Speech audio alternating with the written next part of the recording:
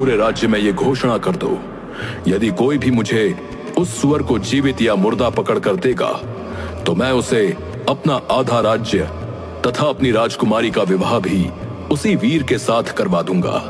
जैसा आप कहे महाराज।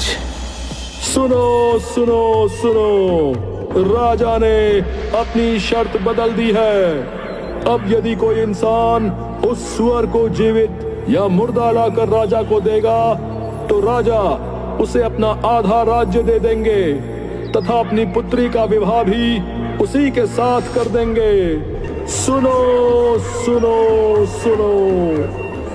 सैनिक पूरे राज्य में ये घोषणा करते हैं। उन सैनिकों की बात दो भाई चुपचाप खड़े होकर सुन रहे थे। बड़े भाई का नाम बिलुआ था और छोटे का नाम कलुआ था।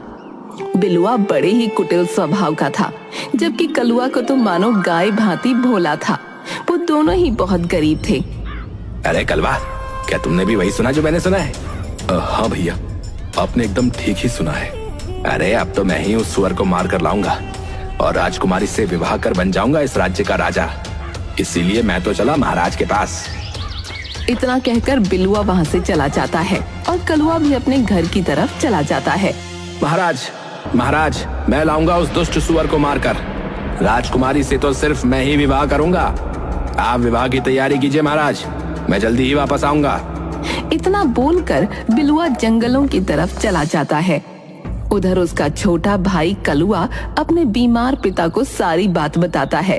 पिताजी, इसके अलावा हमारे पास और कोई दूसरा रास्ता भी नहीं है। तिल तिल मरने से अच्छा है कि कोई वीरता भरा कार्य करता हुआ मर जाऊं। पुत्र, तुम ऐसा क्यों बोल रहे हो? तुम अपने आप को ही क्यों कोसते रहते हो? पिताजी, और मैं क्या करूं? एक बेटा होने का मैं कोई भी फर्ज नहीं निभा पा रहा।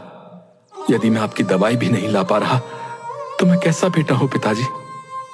भैया तो कुछ भी नहीं करते, दिन भर इधर उधर घूमते रहते हैं। मैं अकेला घर नहीं चला पा रहा पिताजी, मैं क्या करूं?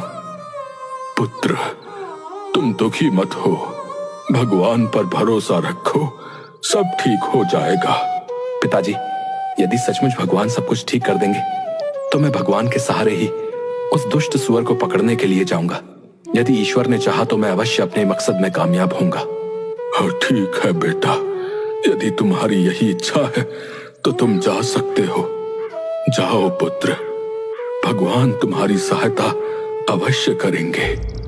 ठीक है पिताजी, अब मैं चलता हूँ। इतना बोलकर कलुआ महल की तरफ चल पड़ता है और जल्दी ही महल में पहुंच जाता है। महाराज, मुझे आपकी शर्त मंजूर है। मैं लाऊंगा उस सुअर को। मुझे जाने की आज्ञा दी जाए महाराज। ठीक है पुत्र, तुम जा सकते हो।